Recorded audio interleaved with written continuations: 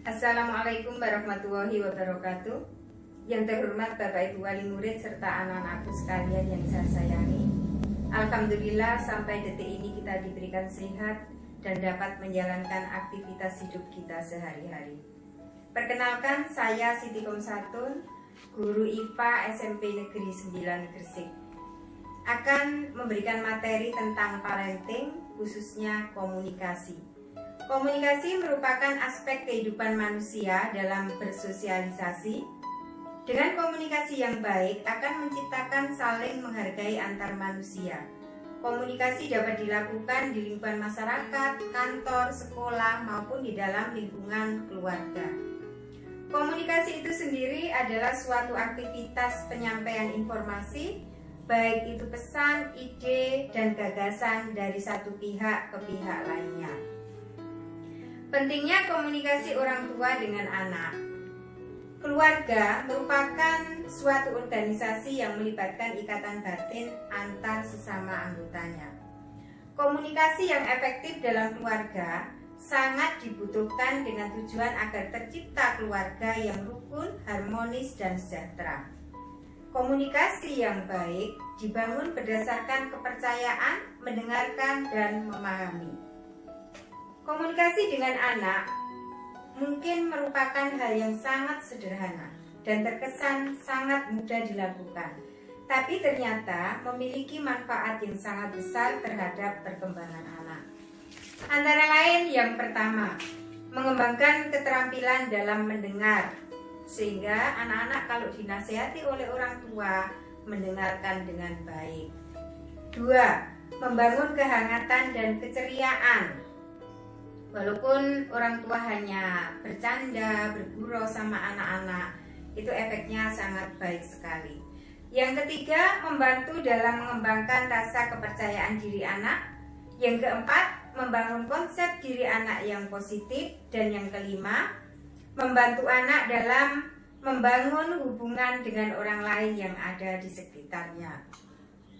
Beberapa hal sederhana yang dapat dilakukan orang tua agar secara aktif terlibat dalam pendidikan anak. Memberi contoh yang baik. Jadi memberikan contoh nyata dalam kehidupan sehari-hari jauh lebih efektif daripada sekedar memberikan nasihat. Jadi kalau misalnya pada saat adzan maghrib, ibu atau bapak menyuruh anaknya sholat, nah itu anaknya tidak hanya disuruh, tapi diajak bersama-sama untuk berjamaah. Yang kedua, lakukan komunikasi aktif dengan anak, karena hal ini dapat meningkatkan kosakata anak, menumbuh kembangkan empati pada orang lain dan lingkungan, serta kritis dalam menghadapi berbagai persoalan. Tanyakan berbagai hal padanya, dengarkan pendapatnya, karena anak yang aktif berkomunikasi dengan orang tuanya cenderung aktif dalam diskusi di kelas. Nah, kalau dia aktif diskusi di kelas, otomatis prestasi belajarnya akan meningkat. Yang ketiga, semangati anak untuk melakukan usaha yang terbaik. Jadi fokus pada usahanya, bukan pada hasilnya. Yang keempat, berikan kesempatan anak untuk belajar dari kesalahan. Misalnya, anak tidak mengerjakan PR atau tidak membawa tugas yang diberikan oleh guru. Nah, guru memberikan hukuman misalnya. Nah, itu tolong Bapak Ibu bisa terima dan mendukung itu. Jadi dukung sekolah dengan mematuhi tata tertib dan kebijakan sekolah agar anak belajar menghargai dan disiplin. Jika anak mengalami hambatan di sekolah, bicarakan dengan wali kelas sesegera mungkin untuk mendapatkan jalan keluar yang tidak berlarut-larut. Nah, sekarang pentingnya komunikasi antara orang tua dengan guru.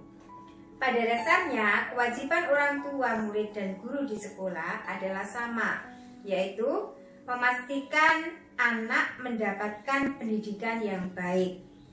Untuk itu dibutuhkan kerjasama yang dijalin dengan baik untuk kepentingan anak atau murid tersebut. Baik guru maupun orang tua murid harus saling menghormati dan menghargai. Jika komunikasi antara orang tua murid dan guru tidak dibangun dengan baik, akan timbul konflik yang dapat merugikan anak tersebut. Pentingnya komunikasi antara orang tua dan guru, terutama untuk memastikan bahwa anak-anak belajar secara efektif dan mendapatkan yang terbaik bagi pertumbuhan dan perkembangan pribadi atau karakter mereka. Nah, ada beberapa cara untuk berkomunikasi secara efektif antara orang tua dengan guru. Misalnya, pembentukan paguyuban orang tua dengan wali kelas. 2. Dengan catatan yang dikirim secara berkala.